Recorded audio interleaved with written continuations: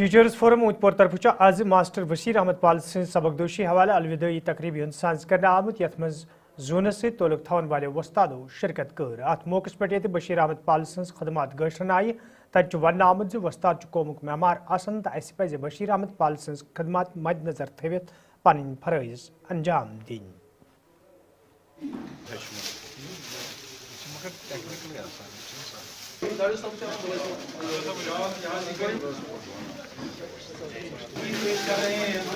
आज यहाँ पे जोन अवंतीपोरा का जो हमारा जोन यूनिट है जम्मू कश्मीर टीचर्स फोरम का उनके जो जोनल सदर हैं दिलावर अहमद वानी साहब, उन्होंने हमारे एक सीनियर साथी बशीर अहमद पाल साहब के एजाज़ में यहाँ एक प्रोग्राम मुनक़द हुआ। वो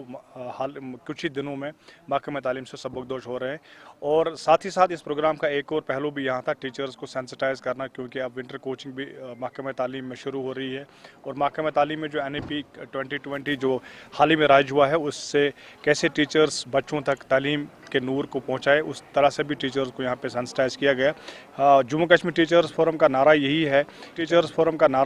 कि चाइल्ड इज़ अ प्रायोरिटी। हम अपनी तालीमी जो हमारी तंजीमी सरगर्मियाँ हैं उनके साथ साथ हम बच्चे के फ्यूचर के बारे में भी बात करते हैं और असातिज़ा को सेंसिटाइज करते हैं कि कैसे हमें आगे बढ़ना है, क्योंकि हमारे जो वज़ीर डायरेक्टर स्कूल एजुकेशन कश्मीर जनाब नसीर अहमद वानी साहब, जिन्होंने हाल ही में ओहदा संभाला है, वो ज़िला जाते हैं, वो हर जोन में हर डिस्ट्रिक्ट में जाते हैं। उन्होंने एक मशल उठाई है कि 2024 जो है वो एक एक्सलेंस हो का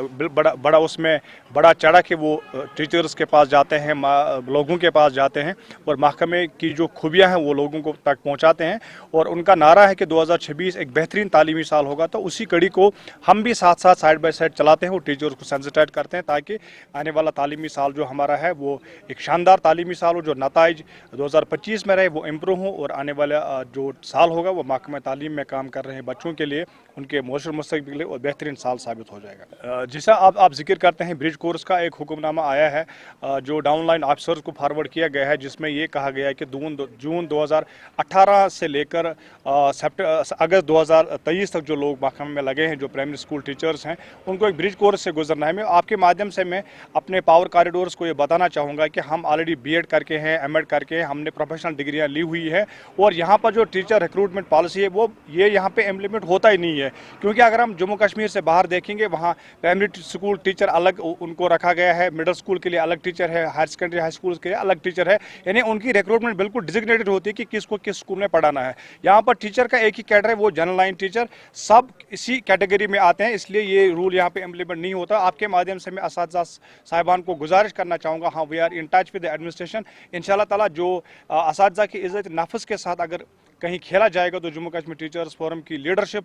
lead by chairman Mohammad Shabir Akhtar हम किसी भी सूरत में उसको बर्दाश्त नहीं करेंगे। तो आपके माध्यम से हमारी जो महकमा तालीम की सरबराह हैं मोहतरमा सकीना युतू, हमारे सेक्रेटरी एजुकेशन जनाब राम निवाज शरवार जी, दोनों डायरेक्टर साहिबान से हमारी गुजारिश होगी कि जो चीज़ें महकमा तालीम में ऐसी होती हैं जिससे असातिज़ा के इज़्ज़त नफ्स को ठेस पहुँचे, मेहरबानी करके उन चीज़ों को बंद कर लेना चाहिए ताकि असातिज़ा बिल्कुल फ्री माइंड के साथ आगे बढ़े और बच्चों के मुस्तकबिल के लिए वो काम करें। हमने जो Jammu Kashmir teachers forum zone Awantipora है, हमने यहाँ पे एक फेयरवेल फंक्शन ऑर्गेनाइज़ किए हैं इन ऑनर ऑफ जो हमारे रिस्पेक्टेड मास्टर है मिस्टर बशीर अहमद पाल साहब हैं।